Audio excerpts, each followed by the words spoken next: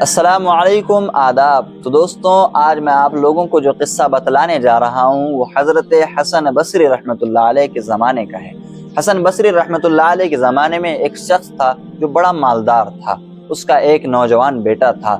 جب باپ فوت ہو گیا تو باپ کی ساری دولت، سارا مال بیٹے کے حصے میں آ گیا، اور نوجوان بیٹا اس مال و دولت کو لے کر عیاشی، بے حیائی، شراب نوشی، جوے کاری، ہر گناہ میں مبتلا ہو گیا۔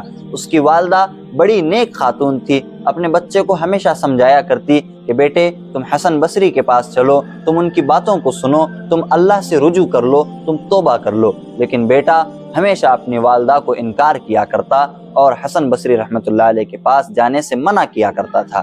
ایک وقت آیا کہ بیٹا ان گناہوں کی نحوست سے اور بڑا کمزور ہو گیا، اور گناہ کرتے کرتے کرتے ایک عرصہ گزر گیا۔ جب اس کو افسوس ہوا، وہ کمزور ہونے لگا، تو وہ اپنی والدہ کے پاس آیا اور کہا کہ مائی، آج میں حسن بصری کے ہاتھ پر توبہ کرنا چاہتا ہوں، آپ انہیں گھر پر بلا لائیں۔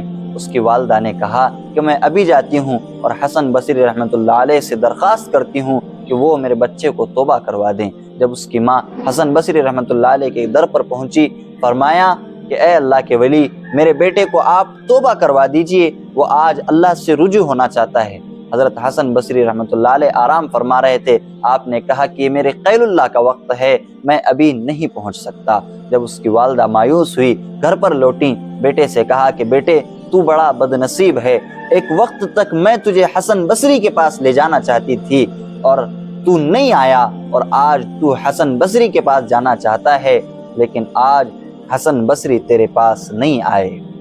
جب والدہ نے کہا تو بیٹے نے کہا کہ بے شک ماں، میں بڑا گناہ گار ہوں، میں بڑا خطا کار ہوں، میں بڑا منحوس ہوں۔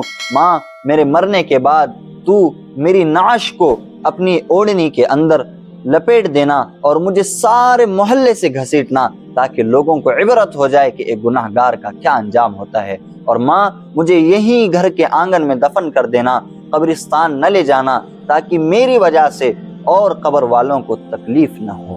اس نے یہ جملہ کہا اور وہ فوت ہو گیا۔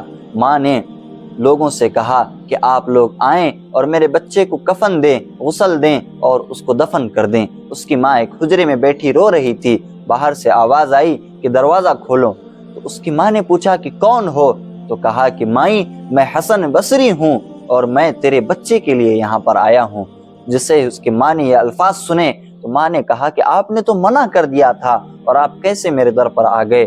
تو حسن بصری رحمۃ اللہ نے فرمایا کہ میں سو رہا تھا، آرام کر رہا تھا، مجھے اللہ کی طرف سے آواز آئی کہ حسن بصری تو یہاں پر آرام کر رہا ہے اور وہاں میرے ولی کا جنازہ اٹھ رہا ہے۔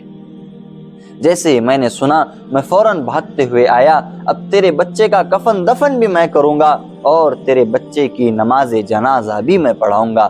میرے بھائیوں، جو نوجوان ساری عمر اپنے رب کو بھلا کر، اپنی ماں کو بھلا کر گناہوں میں مبتلا رہا، موت کے وقت اللہ نے اس کا جنازہ اپنے ولی سے پڑھوایا۔ اس سے ہمیں سبق ملا کہ اللہ کی ذات سے ہمیں کبھی نا امید نہیں ہونا چاہیے، اور اپنی رہتی زندگی میں ہمیں اللہ سے رجوع کر لینا چاہیے۔ نہ جانے موت کب آ جائے اور کب زندگی ہمارا ساتھ چھوڑ جائے، اسی لیے جب تک زندہ ہیں ہم اللہ سے صلح کر کے زندگی کو گزاریں۔